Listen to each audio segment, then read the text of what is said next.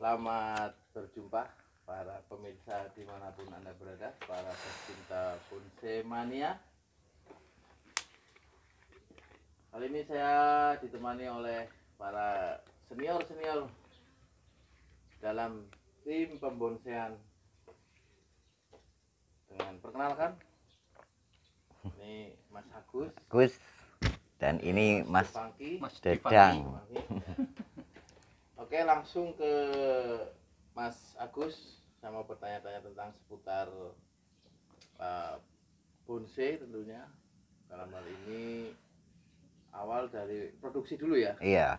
Bagaimana menurut Mas Agus untuk produksi? Monggo. Iya. Persilahkan. Oke ya, terima kasih ya. Selamat siang buat rekan-rekan pecinta bonsai mania tentunya yang sama-sama kita hobi ya dalam seni bonsai. Kita harus memahami bahan-bahan yang kita cari itu, walaupun itu bahan dongkelan ataupun bahan dari hasil budidaya ya, tentunya kita harus proses dan berproses, intinya seperti itu. Karena untuk menampilkan satu hasil seni karya yang bernilai seni tinggi itu tidaklah mudah, itu butuh proses yang panjang dan butuh kesabaran yang ekstra, dan juga kita harus punya satu pedoman, yaitu tentang ilmu botani. Nah, ilmu botani itu tidak hanya mencakup tentang cara merawat ataupun cara membuat perantingan ataupun proses pengecilan daun ataupun gimana itu enggak cuma itu. Itu kalau ilmu botani itu keseluruhan. Ya, dari memahami media, terus memahami sistem pertumbuhan dan perawatan seperti itu. Dan untuk bisa menampilkan hasil seni karya yang begitu bagus ya, itu kita harus sering-sering lah sharing. Dengan rekan-rekan sesama pecinta bonsai, sesama pecinta tumbuh-tumbuhan itu. Dan untuk kita bisa menciptakan satu bonsai itu kita harus punya konsep. Oke, konsep utama. Dan ya dari hasil dongkelan pun kita udah tahu kalau kita dongkel ini bahan seperti ini misalkan, itu kita harus udah bisa membaca karakter pohon tersebut. Ini mau dibikin seperti apa, ini mau diarahkan kemana, itu sudah tahu. Lah kalau kita tidak tahu, misalkan kita tidak tahu, kita didongkel bawa pulang mau dibentuk seperti apa, kita enggak tahu, ya mendingan enggak usah didongkel. Biarkan saja. Seperti itu. Belum ya. Iya. Kalau itu untuk hasil dongkelan, beda sama hasil budidaya. Budidaya kalau di kebun misalkan, itu lebih mudah. Karena dari kecil kita udah tahu arahnya. Yang terpenting proses pertama itu program dari nol, dari akar. Usahakan terbentuk satu akar yang bisa membuat istilahnya itu seperti pondasi lah. Itu kokoh seperti ini kan udah termasuk ya bagus akarnya sih. Ini sudah termasuk yang ini sudah kelihatan kokoh lah seperti ini intinya. Apalagi kalau hasil budidaya itu bisa benar-benar hasilnya itu maksimal. Misalkan ada akar yang kurang seimbang, misalkan terlalu besar, itu bisa dipecah. Itu seperti itu. Tekniknya seperti itu. Kalau hasil dongkelan kan beda. Kalau udah seperti ini ya sudah seperti ini, kita tinggal nerusin yang ke atasnya, pembentukan perantingan, terus percabangan dan lain sebagainya, itu untuk menciptakan satu hasil karya yang sangat bagus itu. Kalau untuk proses penanaman itu ada beberapa cara atau teknik? Ya kalau untuk penanaman sih ya sebenarnya ya mudah lah. Yang penting kita harus pahami dulu pohon itu di habitatnya. Dia sukanya yang di kondisi cuaca yang lembab atau yang panas seperti itu. Kita harus memahami dulu.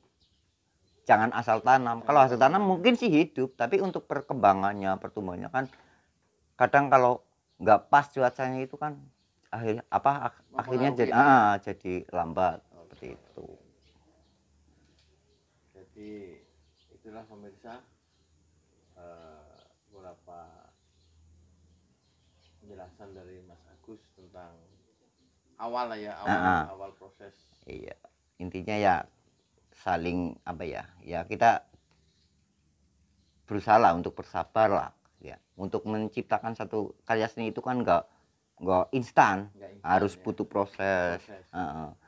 Dan kita nikmati aja prosesnya. Seperti itu. Proses tidak membohongi hasil lah ya. Yang namanya usaha itu tidak membohongi hasil. Hasil tidak membohongi proses. Pokoknya itu aja lah pemirsa. Tinggal nikmati aja prosesnya, hasilnya nanti terserah. Oke, yang penting tanpa batas ya. Jadi inspirasi tanpa batas lah ya. Betul itu. Kalau yang di depan kita ini namanya jenis pohon apa nih? Ini pohon aslinya sih pohon wahong. Ini hasil dongkelan dari alam. Ini kan butuh proses. Pertama penanaman, kedua penyambungan ya. Ini kan disambung. Ini makanya setelah jadi seperti ini namanya menjadi wacang. Ini karena wacang ya. Karena ini pohon wahong disambung sama sancang. Jadi itu. Wacang. Namanya jadi wacang. Biar pemirsa di sana tahu, mungkin kalau harus di zoom dulu ini pohon apa itu ya, ini namanya wacang, wahong, sancang. Gitu. Ini proses pendongkelan ya, ini bukan proses alami ya. Ini asli bahan dari dongkelan dulunya itu. Di visualnya para pemirsa bisa melihat sendiri detailnya seperti apa. Nanti akan saya visualkan di zoom biar lebih mantap. Oke. Kalau Mas Agus sendiri ini alamatnya di daerah mana Mas Agus, biar para pemirsa? Ya kalau mau main ke sini nggak masalah ya, untuk daerah Cilacap dan sekitarnya ya. Ini tempat saya asli di Desa Brebek ya. Brebek. Brebek apa Brebek? Brebek. Iya, Kecamatan Juklegi, untuk kabupatennya Cilacap.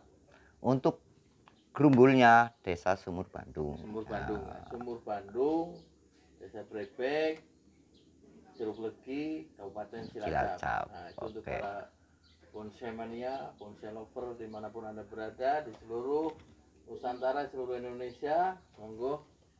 Mungkin yang mau sharing-sharing tinggal datang ke channel ataupun ya main-main juga boleh, nggak masalah. Kalau kita kembali ke topik tadi, di Jeruk Legi sendiri ya ini sekedar untuk memahami ataupun habitat ataupun pokok asal ya tentang pohon-pohon apa aja yang ada tersedia di alam Jeruk Legi sini. Kalau untuk daerah Brebek itu sebenarnya banyak ya bahan-bahan bonsai ya, dari pertama serut, waru, amplas putih, amplas hitam, sama wahong itu ya sebenarnya banyak ya.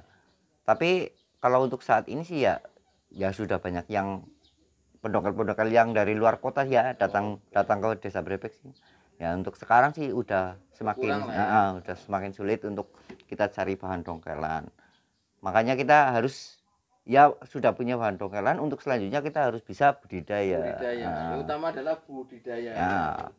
Karena intinya kalau kita selalu mendongkel dan kita selalu mendongkel, akhirnya kan habitat pohon-pohon tersebut di alam kan habis.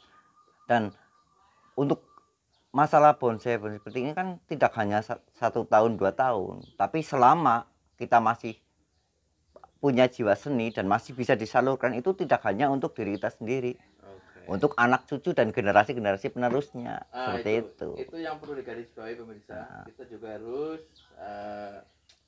punya konsep kedepannya, jangan dihabiskan oleh diri kita, tapi untuk generasi selanjutnya.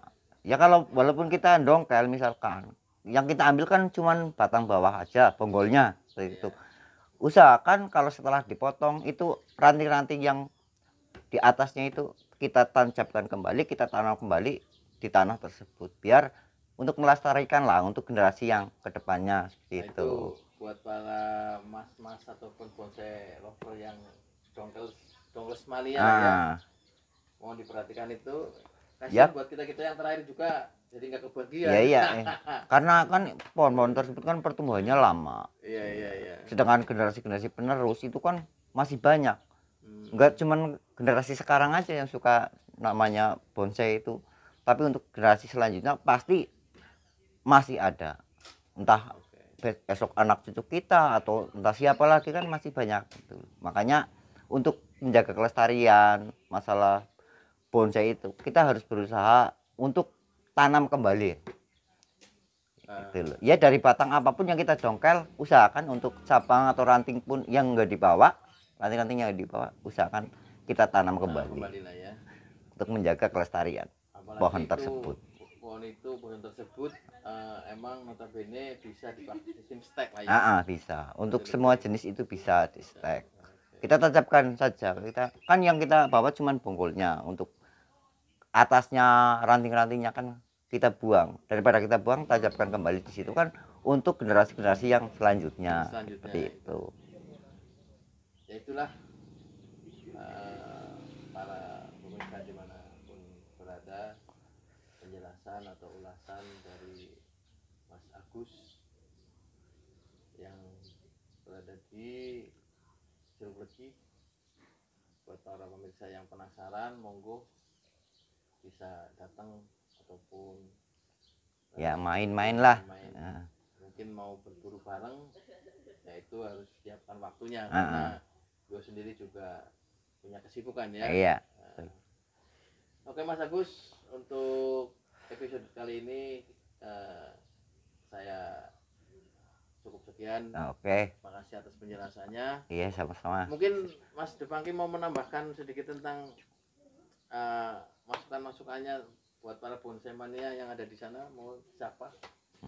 Barangkali mungkin apa namanya ini gitu. Lanjut. Okay. Makasih pemirsa dimanapun Anda berada meluangkan waktunya untuk menonton channel ini. Ikuti terus channel ini dengan episode selanjutnya yang lebih menarik, menantang. Mohon komentarnya untuk membangun konten ini supaya lebih maju. Oke.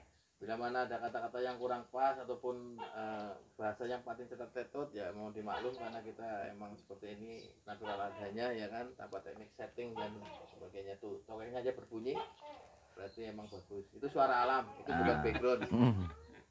Mau dicatat itu alam. Ya. Terima kasih. Oke. Salaman lagi.